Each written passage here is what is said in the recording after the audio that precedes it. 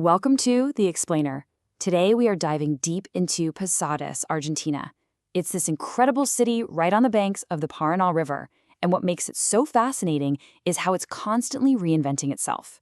We're going to look at its history, its art, and its ambition, and really see what makes this capital of transformation tick. And you know, this phrase, it hits the nail on the head. Posadas isn't just some bustling city. Think of it as the front door to the absolutely stunning green jungles of the Misiones province. You know, to really get a handle on Posadas, we have to start with its past. And a big part of that past is the fact that it wasn't always called Posadas. Its identity has been shaped and, well, reshaped over centuries. So just look at this timeline. It really maps out the city's wild ride. We start way back in 1615. It's a Jesuit town called Anunciación de Itapúa. Fast forward to 1833, and because of its defensive walls, it gets a new name, Trinchera de los Paraguayos, which literally means Trench of the Paraguayans. After another quick change in 1869, it finally lands on Posadas in 1879. I mean, every single name is like a whole chapter in its story, right?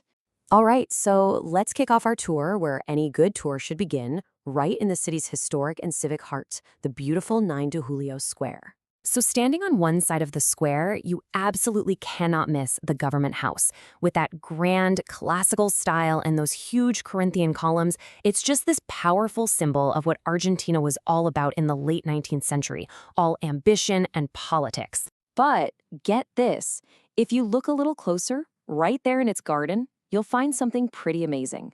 A living piece of history. It's an 80-year-old Paraná pine.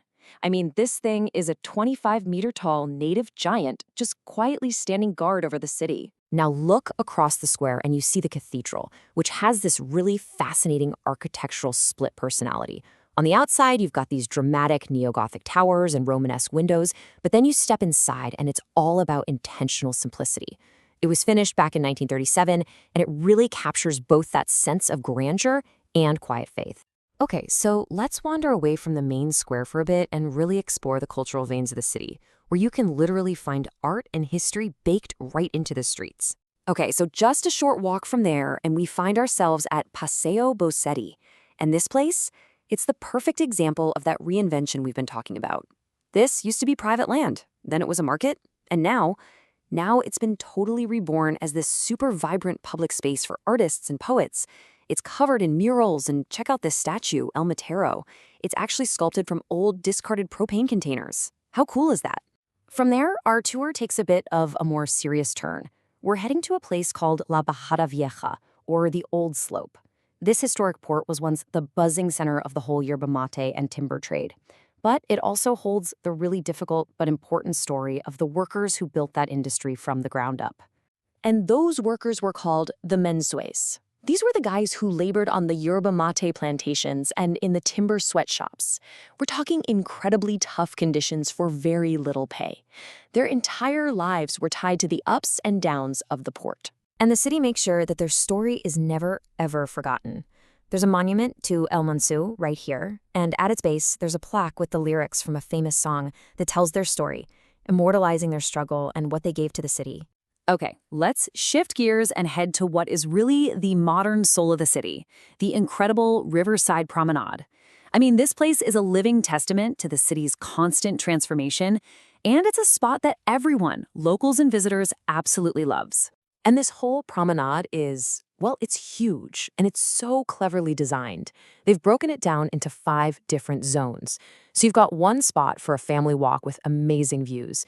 Then you can wander over to the next stretch, and that's where all the nightlife and restaurants are.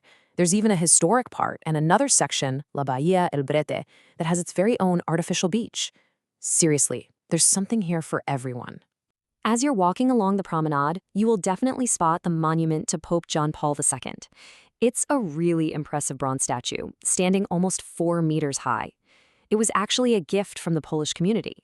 But as big as that is, it's absolutely dwarfed by what you see next. Sticking out of an islet in the river is this massive statue of the Guarani hero Andrés Guacuradi. And it is an unbelievable 17.5 meters tall. And the engineering behind it is just as impressive as its size.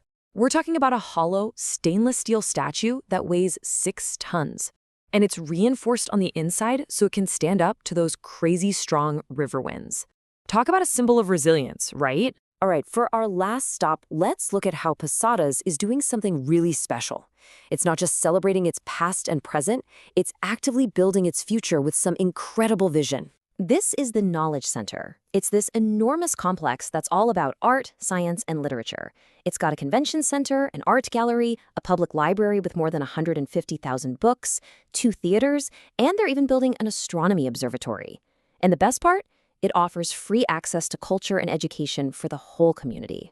So what we've really seen today is a city that's in a constant conversation with itself. Posadas respects its Jesuit beginnings and its working-class history, all while pushing forward into a modern, ambitious future. It's one of those places that proves you can absolutely embrace progress without having to erase your past. So that kind of leaves us with one final thought, doesn't it? After seeing all this, where do you think the real story of Posadas is told? Is it in those massive official monuments? Or is it found in the parks, in the promenades, those shared spaces where people actually connect, create, and just live? Something to think about.